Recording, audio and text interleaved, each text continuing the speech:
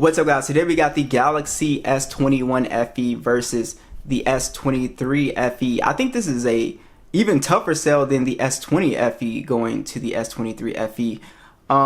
Let me know what you guys think. I was playing around with these two phones, and are there any actual real upgrades is the actual question here.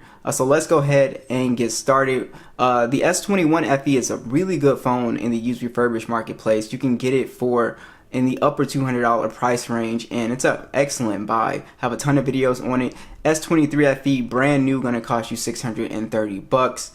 And let's just go ahead and dive in and see if we can find any type of actual upgrade here. So design wise, you do have a more slightly modern design here. Samsung pretty much going with this design on all of their phones this year. And it looks really nice for the most part. I think the S21 still looks great as well too. You can see the big difference with the camera bump on here, but besides that, there's not too much going on. The S21 FE does have a plastic back, so it doesn't feel as premium as the glass back, but the thing about plastic is that you can't crack the back as easy, right?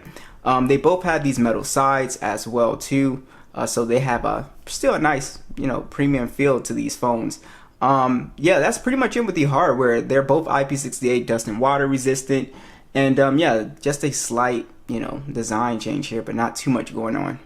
Alright, so let's talk about these screens here. So there is a slight difference. The first thing that popped out to me was the actual screen to body ratio is better on the S21 FE. You can see it has thinner bezels here, which I thought was interesting. It's pretty much even at the bottom, but on the top, the screen to body ratio is actually better on the S21 FE, giving it that more kind of it gives it a more premium look. Actually, it gives it like it's a slightly more expensive phone. It doesn't have those kind of chunky bezels to it. Yeah, so that's one thing I noticed. They're both 1080p displays. They're both 6.4 inch displays. They're both dynamic AMOLED, 120 Hz HDR10 plus. The only thing here is that the S23 FE is actually a brighter display. In direct sunlight, it gets up to 1450 nits peak brightness. And yeah, there really isn't too much going on with the displays. The same PPI of 403, and they both look pretty good. It's just the S21 FE's display just looks like it just looks slightly better because of the slimmer bezels, so it doesn't look as cheap. Not to say that the S23's display looks cheap, but it's in comparison to this one, you can just tell that it just kind of looks better. But as far as the screen quality and all that stuff, I mean, they pretty much look identical. They have the same identical specs. Yeah, so again, the thing here is that the S23 is a brighter display outdoors, but the S21 still has just better screen to body ratio. Alright guys, let's talk about these specs a little bit more. So both phones are running Android 13. The S21 FE has the Snapdragon 888 processor in it. It's also got no SD card support, 128 gigs of internal storage, and 6 gigs of RAM. And then on the S23, you do have the Snapdragon 8 Gen 1, and then you also have 128 gigs of internal storage and 8 gigs of RAM on the base model. So as far as performance goes, there is pretty much no performance difference that I can see, especially when it comes to animations, overall speed, gaming as well. There's just no difference here when it comes to that. So if you're upgrading for a speed upgrade, you're just not gonna find that here. Yeah, the S23 might be like a hair bit faster, but it's not like dramatically faster in my opinion. They're both still really smooth, and they both feel like they are running about the same when it comes to pretty much anything. Yeah, so I wouldn't necessarily upgrade for speed. Now, being in the US, I know there's Xenos models and stuff like that, but if you do have these Snapdragon models, I really don't see a big difference here when it comes to the overall performance here. You can try to get into PUBG here. And guys, it's pretty much the same thing when it comes to overall gaming performance. So the S23, it does a really good job with gaming and managing heat. But I'm saying if you're not like a big gamer like that, you're not gonna see virtually any difference, because the Snapdragon 888 processor is still a really good phone processor for gaming.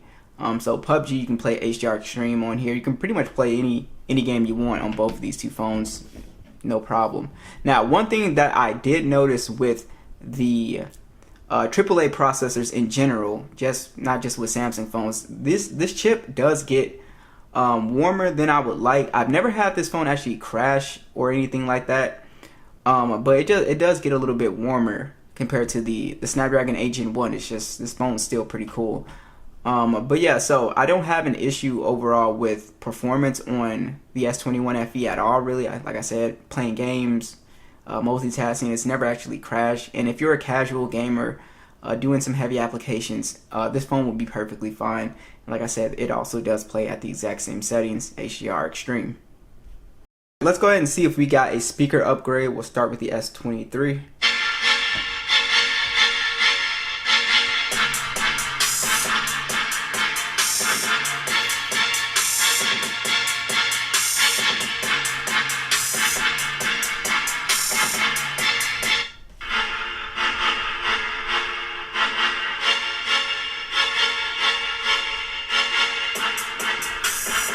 Oh yeah, that's a really nice speaker upgrade. A dramatic bass difference.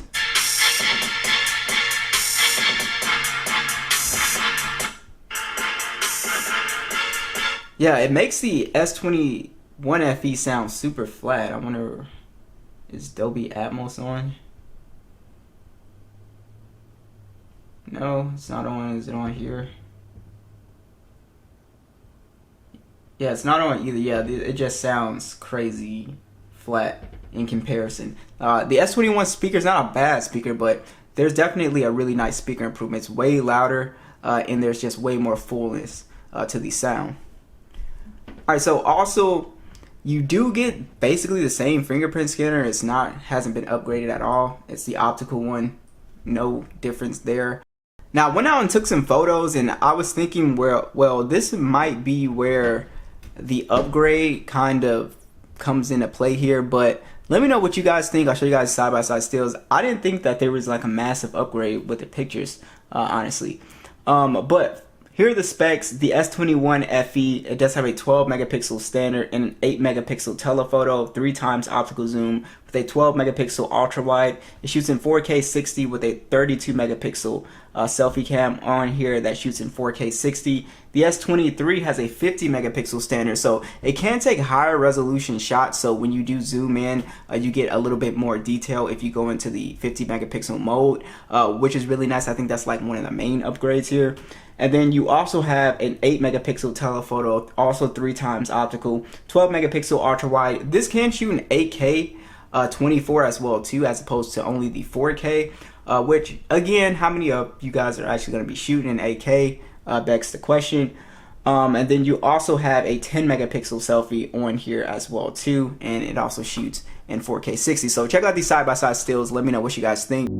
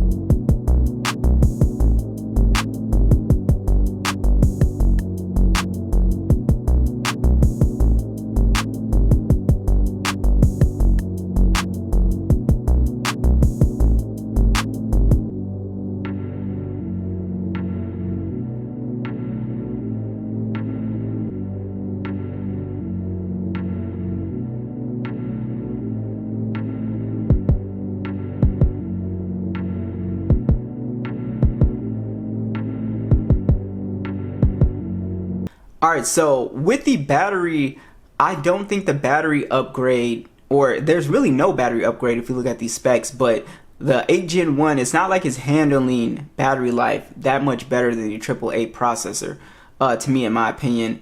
just as a lighter user, I haven't really noticed a massive difference. So they both have 4,500 milliamp hour battery. They both charge at 25 watts, and they're both wireless charging with reverse wireless charging. So really no difference there. So let me know what you guys think.